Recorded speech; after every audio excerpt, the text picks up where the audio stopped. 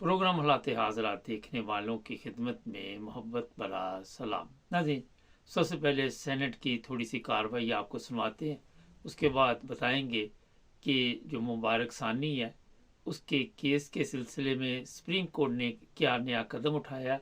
पहले ये सुनते हैं जी।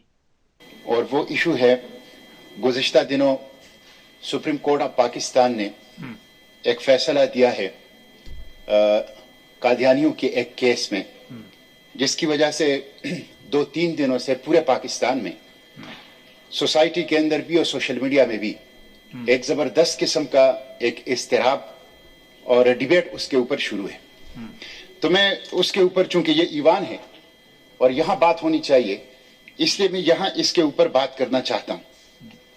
मिस्टर चेयरमैन, ये कल सुप्रीम कोर्ट ऑफ पाकिस्तान ने एक प्रेस रिलीज जारी किया है और इस प्रेस रिलीज में सुप्रीम कोर्ट ऑफ पाकिस्तान ने 2 बातें की है। मैं वो पढ़ के सुनाता हूं। पहली बात यह की है कि चीफ जस्टिस काजी फाइज ईसा अपने फैसलों में कुरान मजीद की आयत, खातमुन नबीयीन सल्लल्लाहु अलैहि वसल्लम की अहादीस, खुलफाए राशिदीन के फैसलों और फुकहाए किराम की आरा से इस्तिदलाल करते हुए कोशिश करते हैं कि तमाम कवानीन की ऐसी ताबीर इख्तियार की जाए जो अहकाम इस्लाम के मुताबिक हो। यह बहुत अच्छी बात है कि यह वजाहत प्रेस रिलीज की सुप्रीम कोर्ट ऑफ पाकिस्तान की आ गई। दूसरी जो इस प्रेस रिलीज में वजाहत की गई वो ये कि अगर कोई ये समझता है कि किसी इस्लामी उसूल या किसी आईनी या कानूनी शिक की ताबीर में अदालती फैसले में कोई गलती हुई है तो इसकी तस्हीह व इस्लाह अहले इल्म की जिम्मेदारी है और इसके लिए आईनी और कानूनी रास्ते मौजूद हैं। चीफ जस्टिस और सुप्रीम कोर्ट ने किसी को नजरसानी यानी रिव्यू से न पहले रोका है और न ही अब रोकेंगे। मैं समझता हूं ये दूसरी बात जो इस प्रेस रिलीज में की गई है ये भी बहुत अहम है।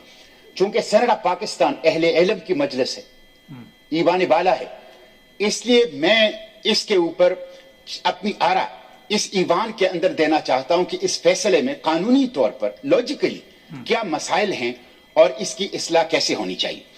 पहली बात तो यह है मिस्टर चेयरमैन कि जिस तरह चीफ जस्टिस ने कहा है कि रिव्यू का कानूनी और आईनी रास्ता मौजूद है, तो इस फैसले के खिलाफ मैं रिव्यू में जाऊंगा, इसलिए कि मैं समझता हूं कि खत्म नबूवत हमारे लिए रेड लाइन है और हम किसी के लिए मामूली गुंजाइश नहीं छोड़ सकते, किसी के लिए भी, कि वो किसी भी रास्ते से खत्म नबूवत के साथ जो है वो छेड़छाड़ कर सके।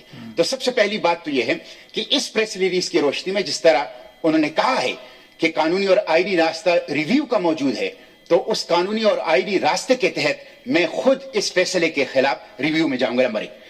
दूसरी बात यह है कि इस फैसले में, जो कि मेरे साथ पड़ा हुआ है मिस्टर चेयरमैन, आप लोगों ने भी इसको देखा होगा, बहुत वायरल है यह फैसला है, इस फैसले में गलतियां हैं।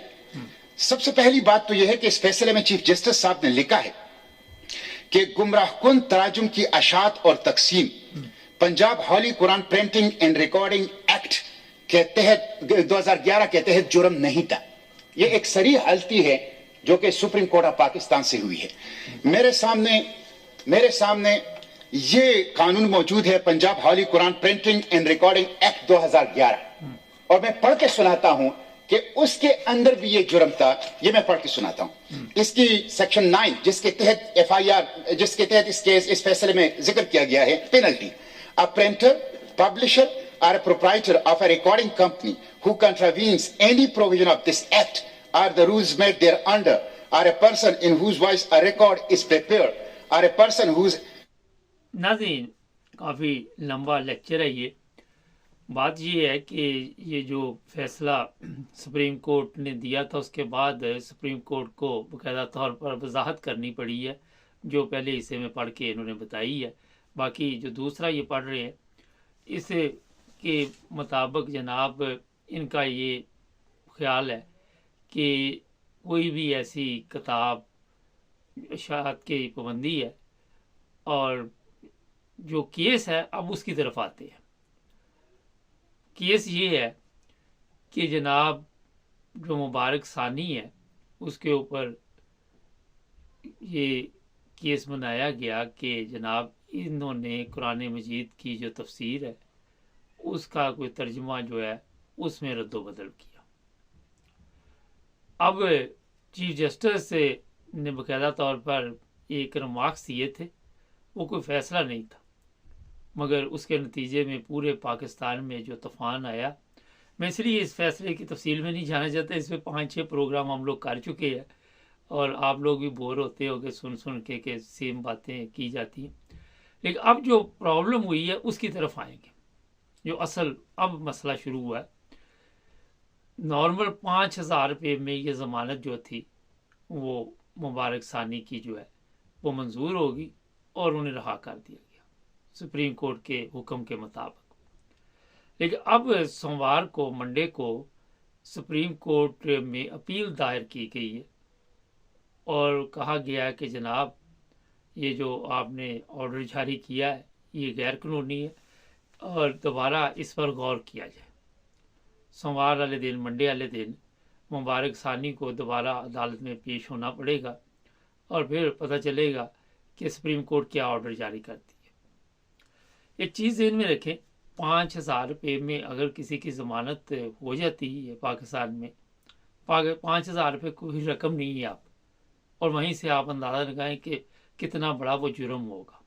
मगर जब ज़मानत होगी तो जो सुप्रीम कोर्ट है वो खुद इस मुश्किल में पड़ गया है कि जनाब उसे भी एक प्रेस रिलीज़ जारी करना पड़ा ताकि लोगों को ठंडा किया जाए।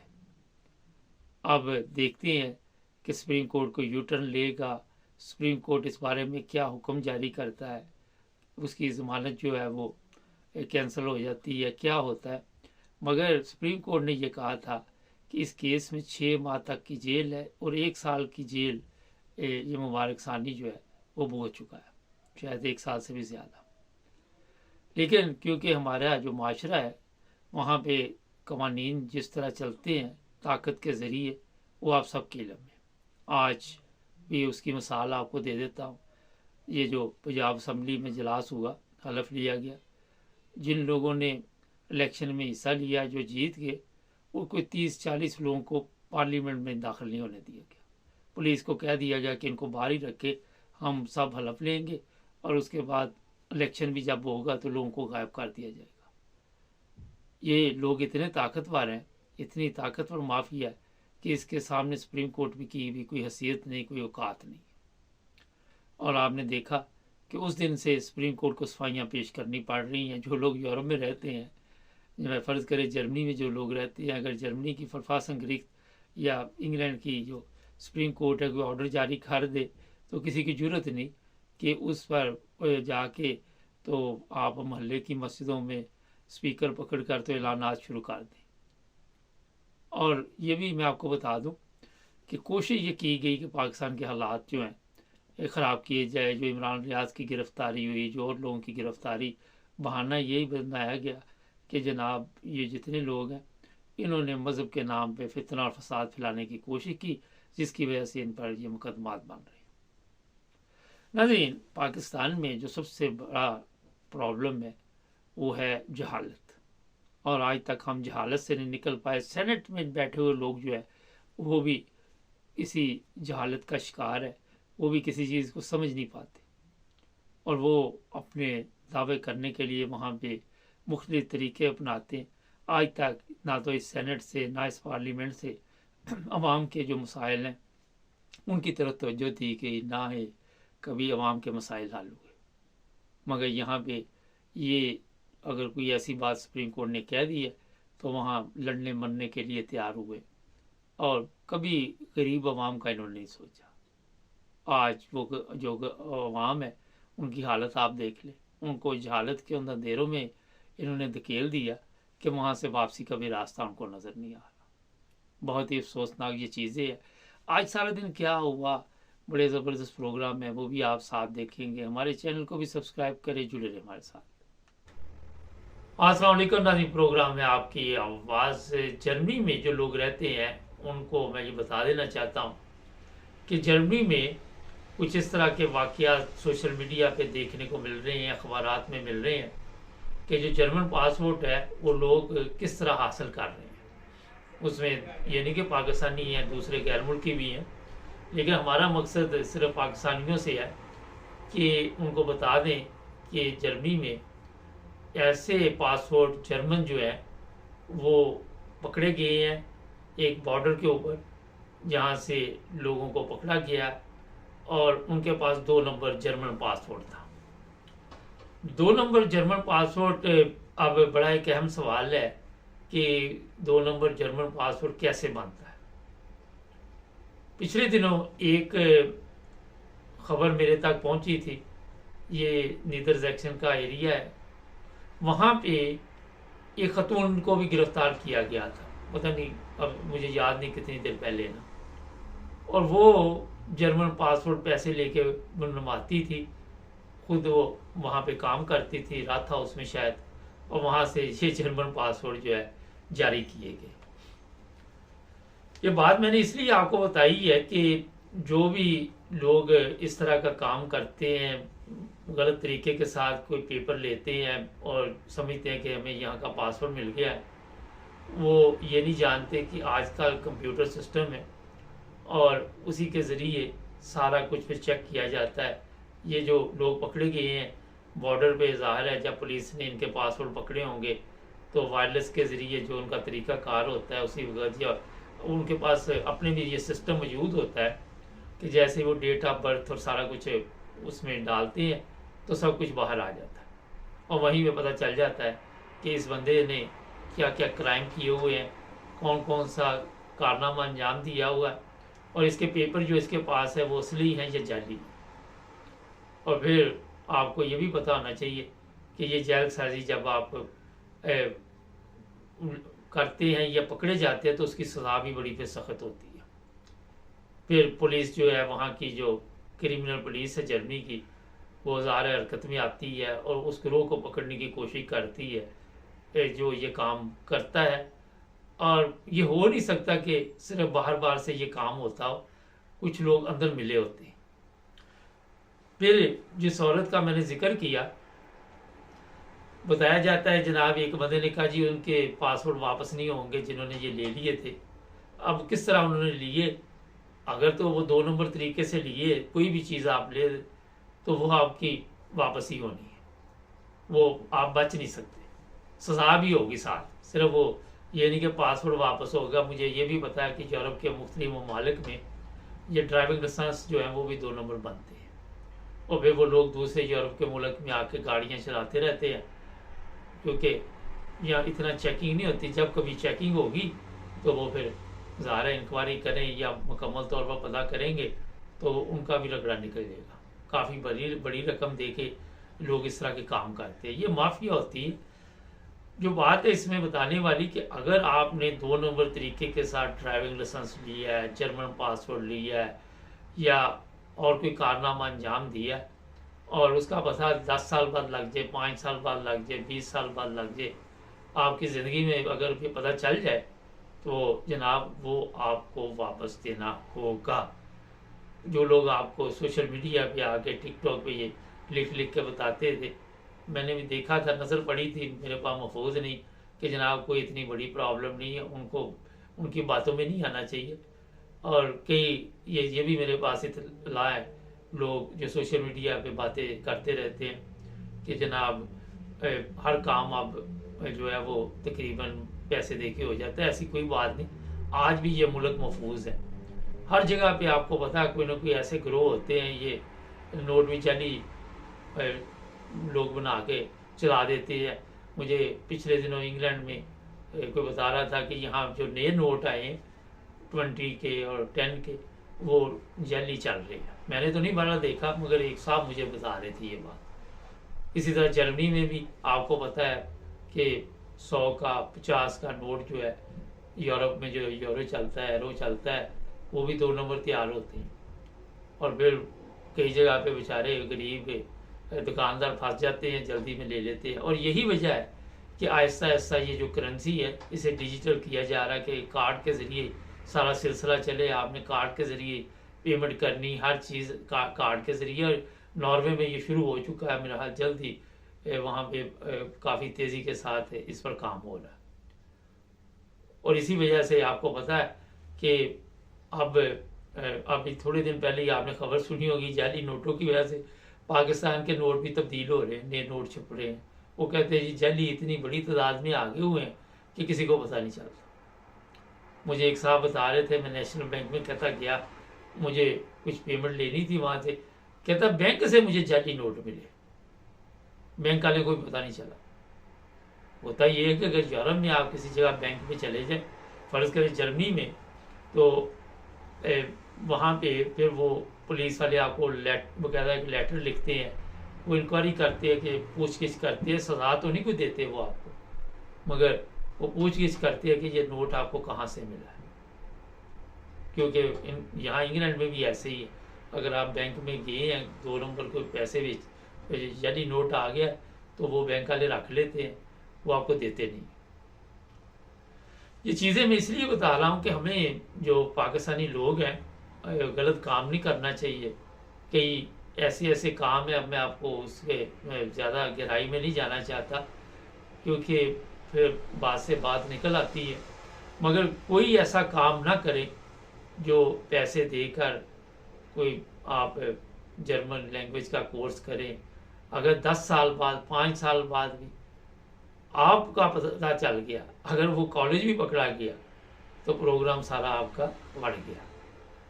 ये ना समझे कि वो पूछेंगे नहीं आपसे, ये आपकी गलत फहमी है, क्योंकि जो बुनियादी चीज़ पे आपने गलत काम किया उसकी बाकायदा फिर सजा भी हो सकती है। फिर आपको वो अगर ये भी देखे कि 2 नंबर तरीके से इन्होंने पासवर्ड लिया है, पहले आप फंडामेंटल आर्मनेस पे रह रहे हैं, तो उससे भी जाएंगे, फिर वो आपको वापस आपके मुल्क में भिजवा देंगे। और क्योंकि जो चीज़ें इनके मुल्क के लिए नुकसानदेह हैं ये बर्दाश्त नहीं करते। बाजार पासवर्ड तो वही लोग लेते हैं जो यहाँ पे रह रहे हैं, तो जनाब या गैर कानूनी, जो बिल्कुल गैर कानूनी है, वो लेके यूरोप के दूसरे मुल्कों, अब एक ही कंप्यूटर सिस्टम बना हुआ है इनका सारा, हर जगह पे किसी भी एयरपोर्ट पे आप ट्रैक हो सकते हैं, किसी जगह सफ़र करते आपको चेकिंग का सामना करना पड़ सकता है, कोई पता नहीं किस वक्त पुलिस वाले आके आपको चेक कर लें और फिर आपके लिए एक नई परेशानी बन जाए, लंबी इंक्वायरी हो। तो बड़ी एहतियात के साथ जो भी लोग यूरोप में रहते हैं उन्हें कम से कम इस चीज़ का ख्याल रखना चाहिए। इस तरह फिर अगर कोई पाकिस्तानी इस काम में मुलव्वस होगा, वो पकड़ा जाए, तो तमाम पाकिस्तानियों की फिर कमख्ती आ जाती है, वो सब पे नज़र रखते हैं।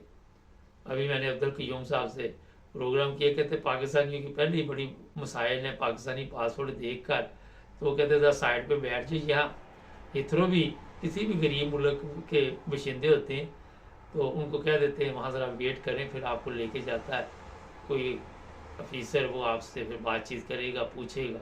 तो पहले ही हमारे हालात ऐसे हैं, जो गरीब ममालिक हैं, पाकिस्तान के तो वैसे ही आपको पता है कि जालसाजी में काफ़ी बदनामी हो चुकी है, और हमारे पायलट कभी जाली पकड़े जाते हैं, कभी हमारे डॉक्टर पकड़े जाते हैं, कभी नर्सें पकड़ी जाती है, कभी डिग्री पकड़ी जाती है, कभी कुछ कभी कुछ कभी कुछ।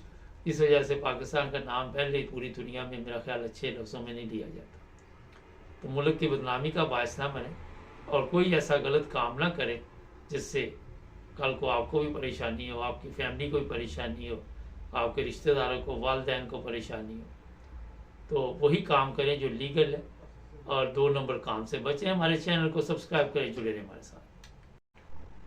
अस्सलाम वालेकुम नाज़रीन, प्रोग्राम है आपकी आवाज़। जैसा कि मैंने बताया था कि अब्दुल कयूम साहब हमारे साथ होंगे। सर ये बताइए कि पाकिस्तान में जैसे ही देखते हैं कि लोग सियासत में दिलचस्पी लेना शुरू कर देते हैं, तो वहाँ पे फिर एक मजहबी कार्ड फेंका जाता है, और मजहबी कार्ड के पीछे दुनिया को लगाकर क्या मैसेज दिया गया? ये मुबारक साहब, ये हमारे मुल्क में तो बहुत अरसे से ये बीमारी चल रही है कि असल इशू को हटाने के लिए फिर मजहबी कार्ड बीच में डाला जाता है, तो लोगों की अटेंशन जो है वो दूसरी तरफ लगा दी जाती है, जबकि मजहब और सियासत आपस में दोनों एक मुख्तलिफ चीजें हैं। मजहब अपनी एक जाती चीज होती है जो इंसान की होती है, और उसमें कोई भी पाकिस्तान में मुसलमान जितने भी है कोई काफिर तो है नहीं है, लेकिन इस तरह की नारे लगवा के तो फिर जो असल बीमारी है पाकिस्तान की, जो पाकिस्तान के अंदर बीमारी है बददियानती की, हरामखोरी की, और मुल्क के साथ दुश्मनी और लूट मार और करप्शन, ये सब उसको फिर पीछे करने की कोशिश की जाती है। और ये हर जगह पे पाकिस्तान में अदालतों में जाए वहां पे होता है, आप देखें दफ्तरों में जाए जो बड़े बड़े अदारे उसके अंदर भी ये इस्तेमाल करते हैं।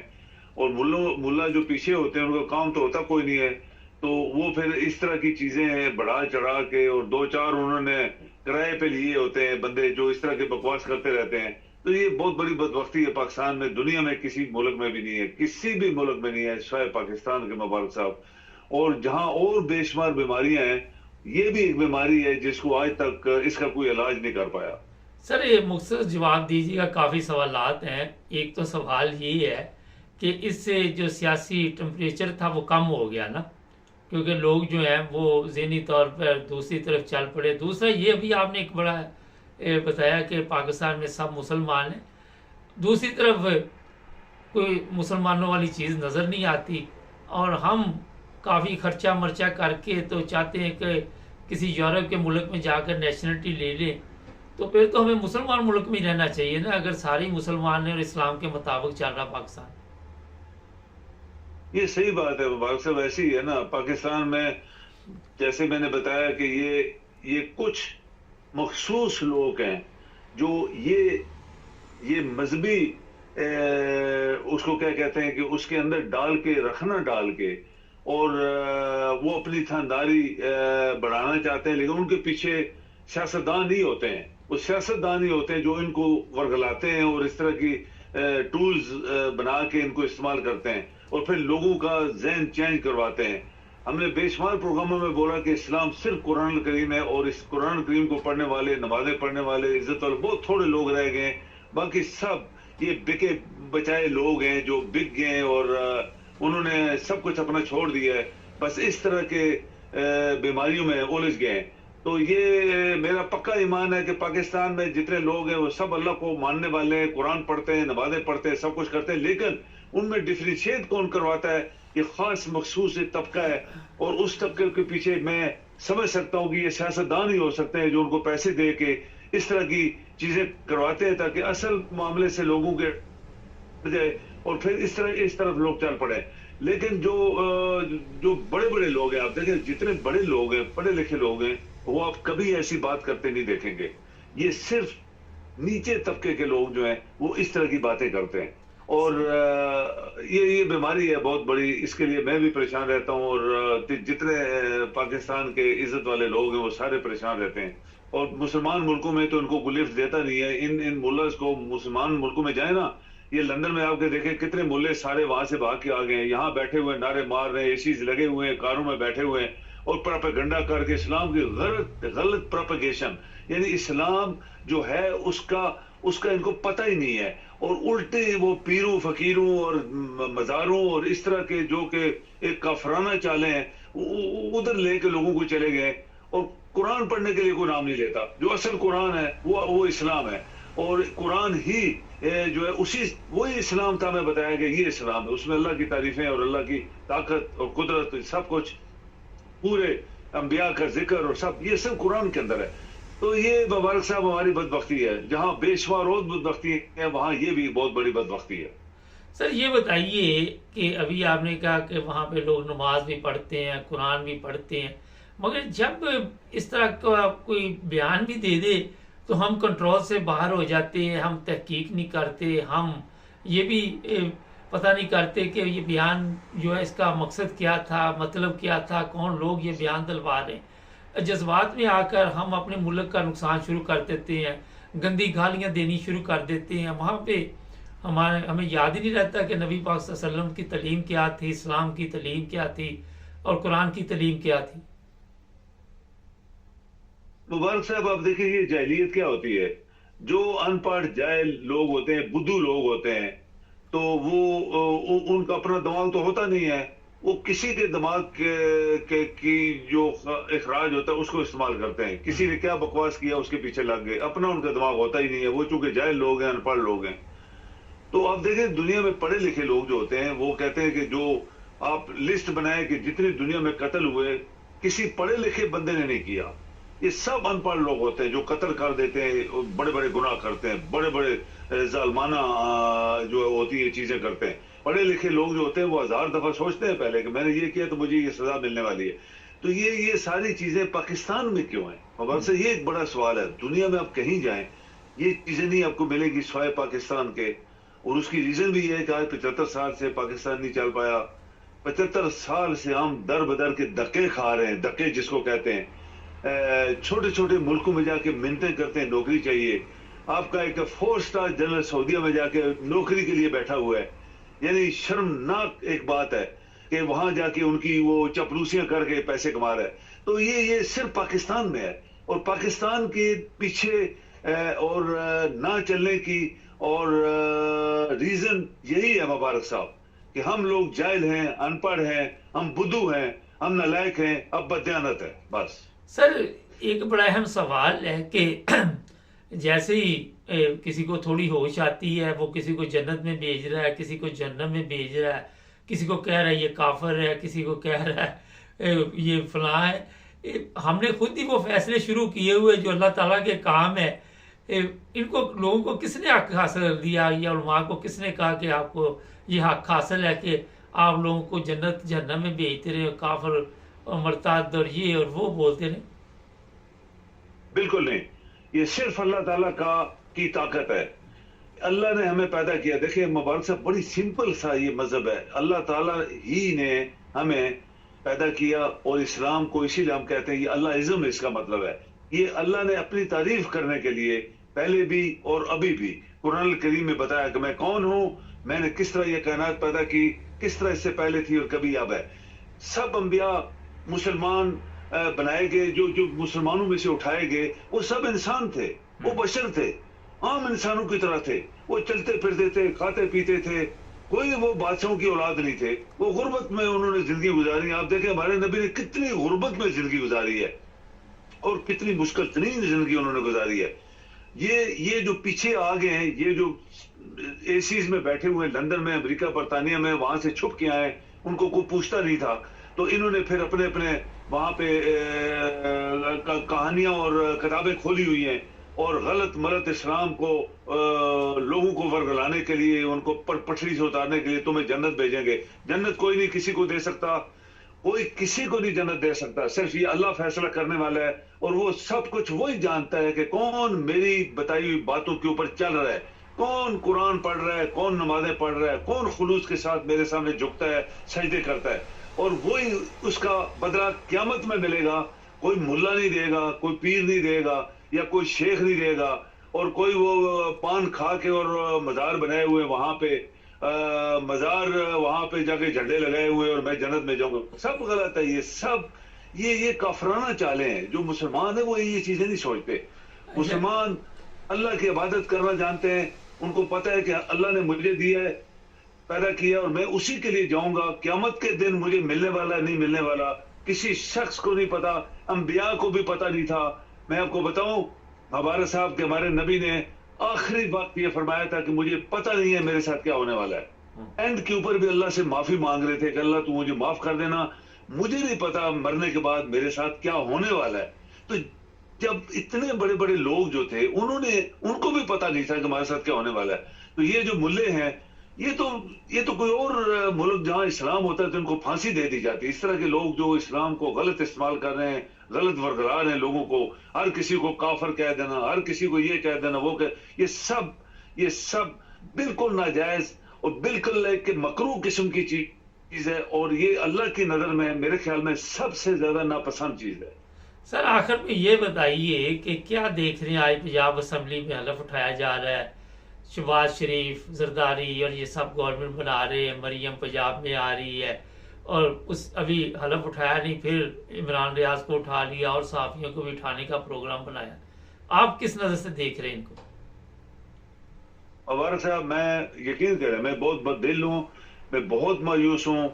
और हम लोगों ने कितने सालों से ये प्रोग्राम कर रहे हैं मुल्क की बेहतरी के लिए, लोगों के लिए, पाकिस्तान के लिए, जमहूरियत, जो हम लोग एडवांस बड़े तरक्की याफ्ता ममालिक में बैठे हैं, हम देखते हैं यहाँ किस तरह ये ममालिक चल रहे हैं, किस तरह मुल्क चल रहे हैं। तो पाकिस्तान में यानी लोग जो हैं, अगर वो अफीम खा के या वो क्या कहते हैं कि अगर डूब गए हैं वो समुंदर में या दरियाओं में और उनको होश नहीं है कि हमारे साथ क्या हो रहा है, ये वही लोग हैं जिन्होंने पाकिस्तान को लूटा हुआ है। 75 साल में ये बार बार 30-40 साल ये लोरियों ने और जरदारी और वो कातलों ने जो एमक्यू वाले हैं, ये सारे लोगों ने लूटा हुआ है पाकिस्तान को। आज तीसरी दफा वही चोर डाकू, वही लुटेरे, वही बददियानत आरामखोर लोग गठे होके फिर पाकिस्तान के सर के ऊपर बैठ गए और उन लोगों की मदद से बैठे हैं जो पाकिस्तान के दुश्मन हैं और पाकिस्तान को चलने नहीं दे रहे, पाकिस्तान के अवाम को चलने नहीं दे रहे, हमें इज्जत नहीं लेने दे रहे। ये सब चीजें पाकिस्तान के अंदर है। मैं आज पढ़ रहा था कि पाकिस्तान क्यों ऐसा मुल्क है जिसकी हर चीज जमीन पे लगी हुई है। पासपोर्ट देखें, हमारी इज्जत देखें, हमारी इकानमी देखें, हम दुनिया की नजरों में, वो कहते हैं कि एक बंदे ने कहा कि ये पाकिस्तानी पासपोर्ट है तो तुम इधर आ जाओ। सारी दुनिया के सामने एक बंदे की बेइज्जती हुई तो क्यों आ जाओ, उसने बोला ये पाकिस्तान का पासपोर्ट हम बाद में डील करेंगे। तो ये क्यों हुआ? इन्हीं के लोगों को आज जो आपके सीटें ले लेके जो बंदा जीता था उसको हरवा दिया। एक बंदे ने खुद बोला कि ये 9 मई जो था ये वेल प्लान तरीके से किया गया था, उसमें गवर्नमेंट शामिल थी, उसमें ये जनरल शामिल था और इसमें चीफ जस्टिस भी शामिल था, क्योंकि फैसले इसने उल्टे सारे जो किए हुए हैं। तो ये सारे लोगों ने मिलकर किया ना, किसके खिलाफ? पाकिस्तान के लोगों के खिलाफ, पाकिस्तान के आइन के खिलाफ। इसीलिए हम लोग बात करते हैं पहले पाकिस्तान के दुश्मन और गद्दारों को चुना जाए, उनको फांसी दी जाए, बहुत शुक्रिया, उनकी जायदादें जब्त की जाए, फिर पाकिस्तान साफ होगा। मुबारक साहब। बहुत शुक्रिया सर जी, थैंक यू। नहीं, मैं इनके साथ काफ़ी प्रोग्राम कर चुका हूँ। कभी ना इन्होंने मेरे मज़हब के मतलब पूछा, ना मैंने इनके मज़हब के मतलब पूछा।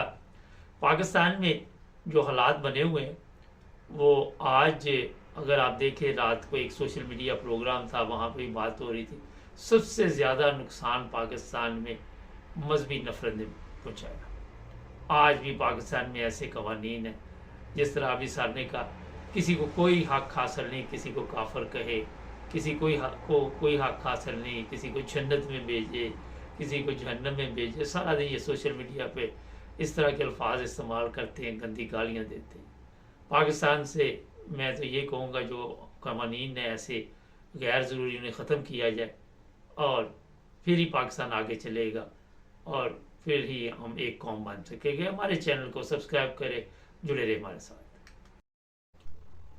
अस्सलाम वालेकुम। नदी प्रोग्राम में आज पाकिस्तान के साथ इमरान रियाज की गिरफ्तारी पर सोशल मीडिया पे और पूरे पाकिस्तान में बड़ा हंगामा इस वक्त चल रहा है और लोग अपने ख्यालात का इज़हार कर रहे। कल मैं भी सोशल मीडिया पे देख रहा था और कुछ बातचीत मेरे साथ भी लोग कर रहे थे और पूछ रहे थे कि जनाब इसे क्यों गिरफ्तार किया गया। लोग समझ रहे हैं कि इमरान रियाज ने कोई मजहबी नफरत के लिए कोई जो अपना प्रोग्राम किया उस वजह से इसे गिरफ्तार किया गया।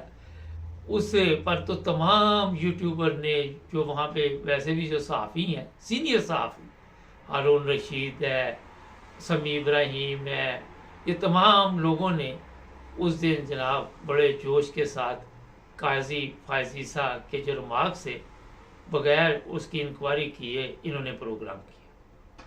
हारून रशीद बड़े गुस्से में था, फिर फजल रहमान ने भी आके तकरीर की और भी उलमा ने की। तो इमरान रियाज को क्यों उठाया गया? एक सवाल तो उठता है ना, या तो सबको उठा लेते। वजह ये थी कि इमरान रियाज ने पंजाब में जो आज आप सबके इल्म में है कि इजलास बुलाया गया, हलफ लिया जाएगा, मरियम ने कुछ ऐसे अल्फाज कहे थे कि कोई भी लूट मार करेगा तो मेरा वहाँ पे नज़र होगी। तो इस बार इमरान रियाज ने कहा था कि मेरी भी नज़र होगी, जो भी आप कह रही हैं कि इसके मुताबिक चलती है या नहीं चलती। और फिर फौरी तौर पर इमरान रियाज को इसलिए गिरफ्तार किया गया क्योंकि गवर्नमेंट बनने वाली है पंजाब की। तो इससे पहले कि दूसरे सहाफ़ी जो है वो गवर्नमेंट के ख़िलाफ़ कुछ इस तरह के अल्फाज बोलें और इस तरह मरियम के ख़िलाफ़ कोई बात करे, तो वो ताकतवर लोगों को मंजूर नहीं। जो ताकतवर लोग हैं, जिन्होंने मुजैया फला जनरल रानी वाला किस्सा वाला मिलता जुलता ही है, उन लोगों ने फौरी तौर पर जनाब ऑर्डर किए कि इसको ले आओ दोबारा, इसकी मरम्मत दोबारा करते हैं और जब इसकी हम मरम्मत करेंगे तो दूसरे जो हैं वो डर जाएंगे। वही वाली गेम जो पहले चल रही थी कि लोगों को उठा लो और लोगों के अंदर खौफ पैदा कर दो। रात मेरी बात हो रही थी जो सीनियर लोग हैं यहाँ पे पीटीआई के, उनके साथ, और काफ़ी देर तक बातचीत होती रही। वो आज भी इस इंतज़ार में है कि इमरान खान कि इमरान खान कोई ऑर्डर जारी करेगा तो फिर पब्लिक जो है वो बाहर आएगी और पुरअमन एहतजाज करेगी। मैंने उनको कहा कि देखिए, जो हमारी पब्लिक है, ये मसाइल तो इनके भी वही हैं जो इमरान खान ने इनको बताया है, तो ये खुद ब खुद क्यों नहीं निकलते? नहीं जी, लीडर हमारा जब तक नहीं इनको कहेगा ये ना वहाँ पे हंगामे हो जाए, ये वहाँ पे ये हो जाए, वो हो जाए। लेकिन पुरअमन तौर पर तो आपको पता है कि लोग निकल सकते हैं। जिस दिन इमरान खान की गवर्नमेंट गई, सबके इल्म में है, रात को पब्लिक खुद ब खुद बाहर निकल आई थी। इमरान खान के कहने पे नहीं निकली थी, ना इमरान खान ने कहा था। इमरान खान डायरी पकड़ी और चला गया, मगर पब्लिक ने इमरान खान के हक में बाहर निकल कर ये एहतजाज किया कि जो कुछ भी हुआ ये गलत हुआ है। वहाँ पे पब्लिक को ये पता चल चुका था कि अब हमारे साथ क्या होने वाला है, मगर उनका वो एहतजाज जो था वो रंग इसलिए नहीं लाया कि इमरान खान गलती पे गलती करता रहा। जब पहली दफ़ा इसके ऊपर ये जो जुलूस लेके ये निकला था खैबर पख्तूनख्वा से, तो रोका गया, इसके ऊपर केस बनाए गए, तो इसकी टीम ने या इसने कोई ऐसा काम नहीं किया जिसकी वजह से ये लोग अगले मुकदमात से बच जाते। इनको इस चीज़ का पता ही नहीं चला कि इनके खिलाफ कौन सा महाज बन चुका है और इनकी कोई भी गलती जो है वो काउंट की जाएगी और मुकदमात दर्ज होंगे। और पूरी क़यादत के ऊपर मुकदमात दर्ज किए, पूरी क़यादत वहाँ पे हिस्सा ले रही थी, लेकिन ये लोग समझ नहीं सके। मैं रात यही उनको बता रहा था कि जनाब, आप की क़यादत जो है पीटीआई की है, उनकी इतनी सोच नहीं है। ठीक है, उन्होंने शौर दिया, इमरान खान ने लोगों को, बकौल उनके लोगों में ये चीज़ आ गई कि पता चल गया उनको कौन पाकिस्तान का दुश्मन है, कौन दोस्त है। मगर जो खेल और खिलाड़ी वाला काम है ना, वो इमरान खान की टीम जो है वो क्यों नाकाम रही?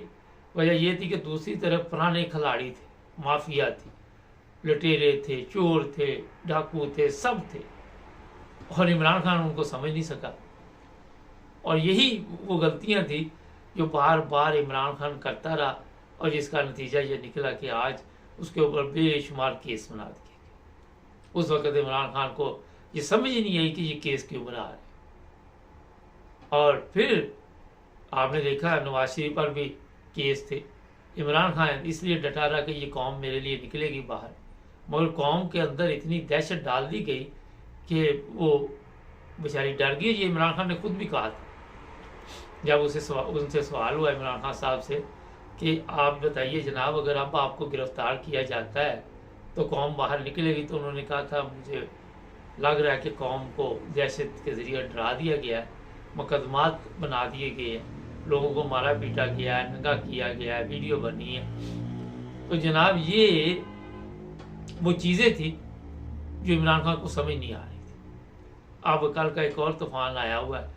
IMF को इमरान खान ने खत लिखा और वहाँ पे ये आवाज़ उठाई है कि जो हमारे इंतखाबात हुए हैं वो ठीक नहीं हुए, और आप कोई कर्जा ना दे, या जो भी इस तरह का खत मंजर आप पे नहीं आया। और उस पर जनाब फिर एक तूफान आ गया कि जी PTI नहीं चाहती कि ये मुल्क चल सके। अब PTI ये तो चाहती मुल्क चल सके, पर PTI ये नहीं चाहती कि ये पैसा जो है इनकी जेबों में जाए। ये भी एक सवाल है। रात को काफ़ी लोगों ने बहस की वहाँ पे बैठे हुए, किसी ने बांग्लादेश की मिसाल दी, किसी ने कोई मिसाल दी, और एक साहब कहने लगे हमारे लोग बड़े बोले वाले हैं बेचारे, ये हम भी तो उन्हीं लोगों में से आए हुए हैं, थोड़ा ही फ़र्क है। फिर मैंने उनको कहा कि बांग्लादेश के ऊपर कोई कर्जा नहीं है, यहाँ आप मार्केट में जाएं, बांग्लादेश की चीज़ें आपको मिलती हैं, हिंदुस्तान की, इंडिया की चीज़ें आपको मिलती हैं, पाकिस्तान की भी मिलती हैं, मगर बहुत कम होती है। तो बांग्लादेश जो है वो हमारे से कहीं आगे चला गया। उनके जो लोग थे, उनके करेंसी की कीमत से आप हिसाब लगा सकते हैं कि उन लोगों ने कितनी मेहनत की, और उनकी करेंसी पाकिस्तान से कहीं मजबूत है। हमारी करेंसी की तरह तो नहीं है। इसी तरह इंडिया की आप करेंसी देख लें, उनकी भी मजबूत है। तो जनाब IMF से अगर पैसे नहीं आते तो समझे ये इनकी तनख्वाहें नहीं मिलेंगी, लेकिन IMF वाले जो है वो दे देंगे पैसे, कुछ और शर्तें रख ले देंगे, कुछ और चीज़ें इनको कहेंगे गिरवी शिरवी रख दो, पता नहीं क्या क्या रखा हुआ, पहले चलो जो कुछ रहता है आहिस्ता आहिस्ता इनसे खींचो। और यही सूदखोरों का तरीका वारदात होता है। ये अगर आप लोकल जगह पे कहीं रह रहे हैं कहीं पे भी, तो जो हमारा तरीका कर्जा लेने वाला होता है वहाँ पे जब मजबूर कोई हम देख लेते हैं ना, फिर तो उसकी ऐसी की तैसी भेज देते हैं, फिर तो उसका अशर नशर कर देते हैं। सिर्फ कर्जा नहीं, हमें वैसे भी कोई मजबूर नज़र आ जाए और वो मकान भी बेच रहा हो, ज़मीन भी बेच रहा हो, कोई चीज़ भी बेच रहा हो, तो फिर तो हम उससे पूरा फ़ायदा उठाते हैं। तो ये मैं आपको बता देता हूँ कि IMF कर्जा दे देगा, वो कहेगा जनाब अमेरिका जो बोलेगा, अमेरिका भारत कि इनकी ये चीज़ें जो है वो भी कंट्रोल में कर, पहले ही सारी कंट्रोल में, कोई शायद रह रू गई हो, उनको बाद में याद आ गई हो गई ये कोई चीज़ें जो है एटमी सासे या जो भी है वो कोई बाकी कोई मज़ाइल शज़ाइल कोई चीज़ वो भी रख लो। तो जो हमारे लोग हैं वो तो कबाड़ के भाव बेच देते हैं चीज़ें। आपको पता है जब उनको पैसे चाहिए हों तो उनके लिए कोई प्रॉब्लम नहीं है। स्टील मिल PIA ये सब ख़त्म कर दिए इन्होंने, सब खसारे में जा रही, कोई मुनाफे में नहीं जा रही। उसकी वजह यही है कि ये लोग जनाब अपनी चीज़ों की कदर नहीं करते। दूसरी ये जो एयरलाइनें ये एमिरेट्स से है, एक वक्त था PIA का बड़ा नाम था, मकाम था, और मुझे पता चला उतने प्लेन नहीं है जितना वहाँ पे स्टाफ मौजूद है। पता नहीं वो पिछले दिनों बड़ी लंबी तादाद में बताया जा रहा है। इंडिया का इतना पाकिस्तान का सबसे ज़्यादा और सबसे ज़्यादा बेड़ा गर्क इदारों का पाकिस्तान के हुआ हुआ, हर जगह पे स्टाफ मौजूद। रेलवे में जी इतना स्टाफ है, PIA में इतना है, फलां जगह पे इतना है, ये एक रिपोर्ट छाया हुई थी। तो सबका सोच लगा हुआ है। अब मैं लफ्ज़ नहीं बोलना चाहता, अच्छा नहीं लगता, मगर वो चीज़ लगी हुई सबको। नदी चैनल को सब्सक्राइब करें। अयूब साहब आज हमारे अब्दुल कयूम साहब हमारे साथ होंगे थोड़ी देर बाद।